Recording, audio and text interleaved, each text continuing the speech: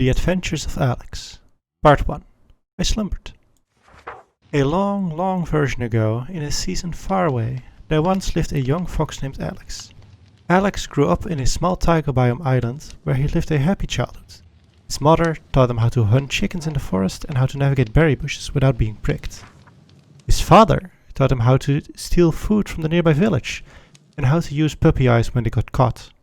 And every night, before Alex went to bed, his parents would tell him a story of the adventures they had when they were younger and roaming the world.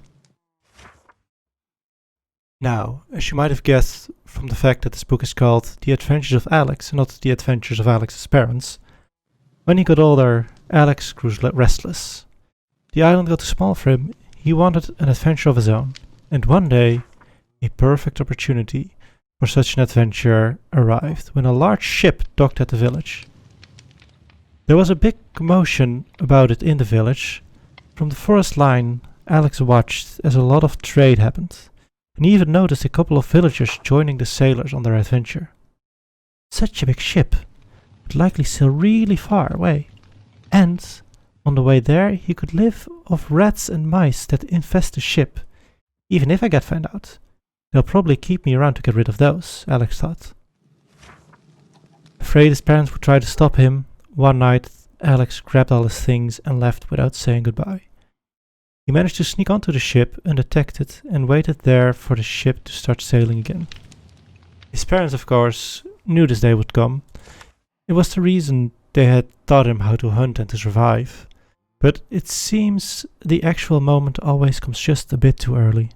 They had a good idea of where Alex had run off to, and it was still a couple of days before the ship would set sail, but they decided that if Alex wished to go without saying goodbye, then they would respect that and wait for the day he'd return to hear about his adventures. Once on the ship, Alex found his adventure to start immediately. As he found out, the ship was not only guarded by sailors, but also by large iron creatures with long arms, which they routinely used to throw any unwelcome guests off the ship. Thanks to his parents' teachings, he managed to keep hidden while hunting rats that plagued the storage area. Since it was easy to hide there, Alex kept hiding in the storage area until he noticed the ship leave port. Once on sea, however, he almost immediately started exploring. But what neither Alex nor his parents had realized, and he soon found out, was that this was no ordinary ship. This was a pirate ship. The people were not joining on an adventure. They were being held hostage to prevent the rest of the village from asking for help. Continued in part 2.